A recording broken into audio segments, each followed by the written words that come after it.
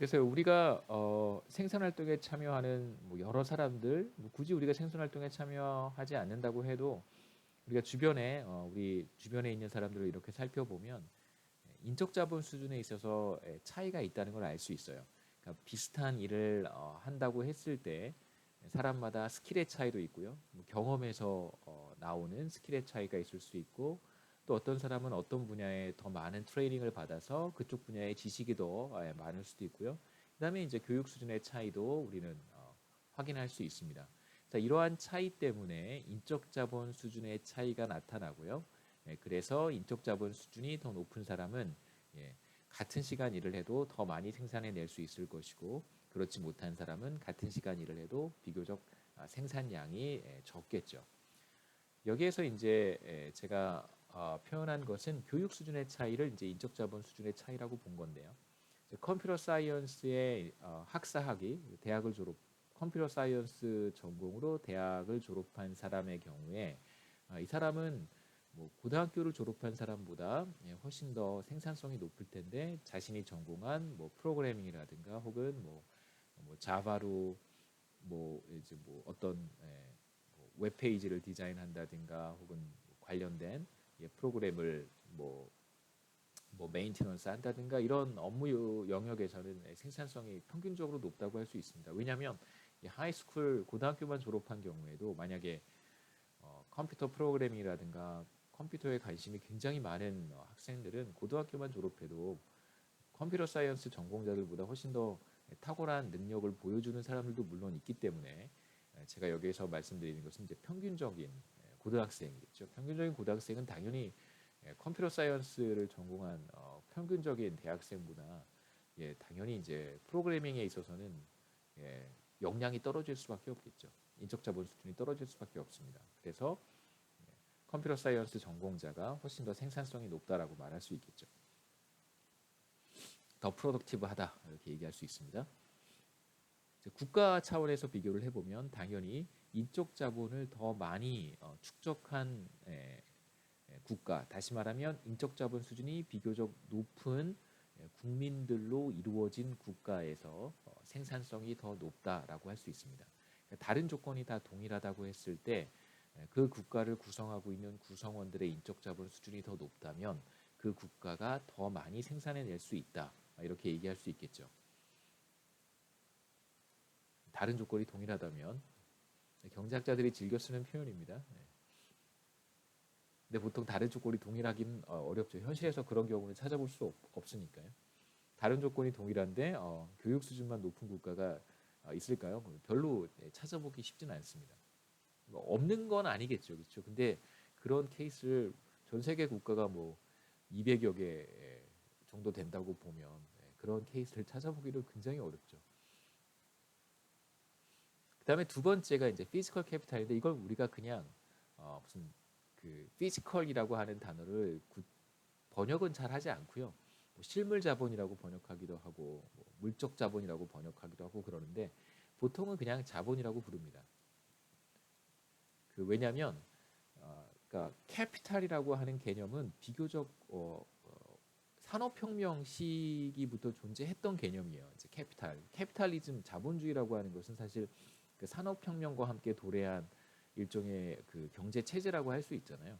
그러니까 캐피탈은 사실 매우 그 경제학이 본격적으로 철학으로부터 파생돼서 나올 때부터 이미 존재했던 개념이어서 그냥 우리가 그걸 캐피탈이라고 계속 불렀고요. 휴먼 캐피탈이라고 하는 개념은 60년대, 70년대 들어서면서 게리 베커라고 하는 시카고 대학의 경제학자가 이제 아이디어를 제안했던 개념이에요. 그래서 게리 베커라고 하는 교수가 이제 제시했던 개념이고, 그래서 이제 물론 게리 베커는 매우 많은 업적이 있어서, 연구 업적이 있어서 노벨 경제학상을 받았는데, 그 게리 베커가 불렀던 개념이에요. 그래서 보통 우리가 캐피탈은 200년 전부터 존재했던 개념이고요. 저도 정확히 언제부터 캐피탈이라고 하는 단어가 존재했는지는 잘 모르겠지만 그때부터 존재했던 단어고, 휴먼 캐피탈은 비교적 뭐 한 50년 전, 한 60년 전에 이제 만들어진 단어이기 때문에요. 보통 우리가 지금 여기서 얘기하는 피지컬 캐피탈을 얘기할 때는 보통 캐피탈이라고 부릅니다. 이건 먼저 생겼던 개념이어서. 이제 하지만 나중에 생긴 휴먼 캐피털과 구분하기 위해서 굳이 이제 이걸 피지컬 캐피탈이라고 부르는데요. 그래서 경제학자들은 그냥 피지컬 캐피탈을 그냥 캐피탈이라고 불러요. 원래부터 더 오랜 역사를 가지고 있는 캐피탈이기 때문에. 그래서 여기서 캐피탈이라고 하는 것은 뭐 별게 아니고요. 노동 이외의 대부분의 생산 요소가 캐피탈이라고 할 수 있습니다. 그래서 뭐 대표적으로 머신 이런 것들, 이퀴먼트, 설비라고 하죠. 자본은 크게 설비와 이제 건설로 구분할 수 있어요. 스트럭처는 이제 뭐 구조물 이런 거잖아요. 이걸 그냥 건설이라고 우리가 얘기하면 됩니다. 그래서 건물이라든가 공장이라든가 오피스 같은 형태 이런 것들을 우리가 스트럭처라고 부르고요. 이런 형태의 자본을 그다음에 이 공간을 채우고 있는 건물이라든가 공장, 오피스를 채우고 있는 다양한 형태의 이제 설비들이 있을 거예요. 실제로 공장에 들어있는 다양한 기계들 혹은 컴퓨터 뭐 이런 시스템들 뭐 심지어 뭐 의자나 뭐 책상이라든가 뭐 이런 도구까지 뭐 드라이버라든가 뭐 이런 것들까지 이제 우리가 다 자본이라고 부릅니다. 그래서 생산에 투입되는 이러한 이퀴먼트라든가 스트럭처 노동이 아닌 투입 요소들을 아마 거의 대부분 차지할 거라고 생각하는데요. 자본이라고 부릅니다. 그래서 자본 스탁이라는 표현을 이제 비교적 많이 쓰는데 이 자본 스탁이라고 하는 것은 자본은 그냥 이런 것들을 가리키는 뭐라고 하죠? 그냥 명사고요.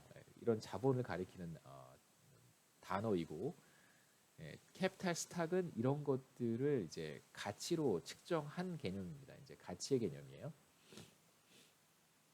그래서 이퀴먼트와 뭐 설비와 건설과 그다음에 그 이외에 노동 이외의 다양한 형태의 투입 요소들의 이제 가치를 우리가 그 국가가 보유한 자본 스탁이다 이렇게 얘기를 합니다.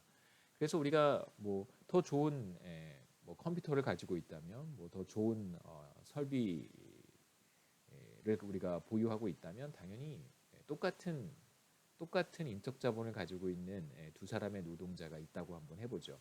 더 좋은 컴퓨터, 더 좋은 설비, 더 좋은 환경에서 일하는 사람이 더 많이 생산할 수 있을 거예요. 뭐 그냥 쉽게 생각해 보시죠. 여러분 뭐 커피숍에 갔습니다. 뭐 예를 들면 스타벅스에 갔어요.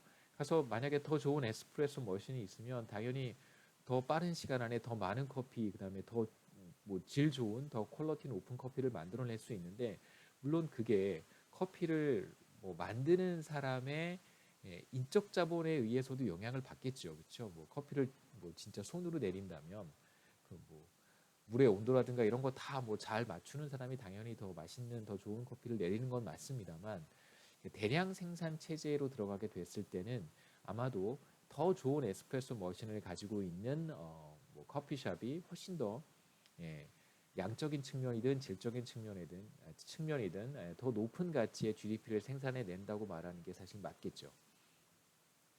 세 번째는 테크놀로지입니다. 기술인데요. 자, 기술이라고 하는 것을 우리가 사실 여기에서는 우리 이제 경제학 원론의 거시 파트에서 테크놀로지라고 하는 것을 우리가 다른 컨텍스트에서는 뭐라고 얘기하냐면요. 지금 우리가 생산성에 대한 얘기를 하고 있습니다. 근데 다른 컨텍스트에서 테크놀로지를 뭐라고 부르냐면 이거의 다른 이름이 있습니다. 총 요소 생산성이라고 불러요. 그래서 제가 생산성에 대한 이야기를 시작할 때 생산성이 조금 다양한 영역에서 다양하게 출현할 수 있다고 나타날 수 있다고 말씀을 드렸는데 실제로 이제 테크놀로지라고 하는 표현의 또 다른 이름은 총 요소 생산성이라고 부릅니다. 그래서 다른 컨텍스트에서 같은 내용이지만 지금 우리가 보는 국가 간의 소득 격차를 발생시키는 요인이 무엇이냐? 휴먼 캐피탈, 피지컬 캐피탈, and 테크놀로지라고 부르기도 하고요. and 토탈 팩터 프로덕티비티라고 부르기도 해요. 그러니까 프로덕티비티의 차이를 결정하는 게 프로덕티비티다라고 말을 하면 좀 이상하잖아요. 그래서 우리 교과서에서는 토탈 팩터 프로덕티비티라고 얘기하지 않고 그냥 테크놀로지라는 용어를 선택해서 사용을 한 것입니다. 그러니까 학생들이 혼란스럽지 않도록 하기 위해서요.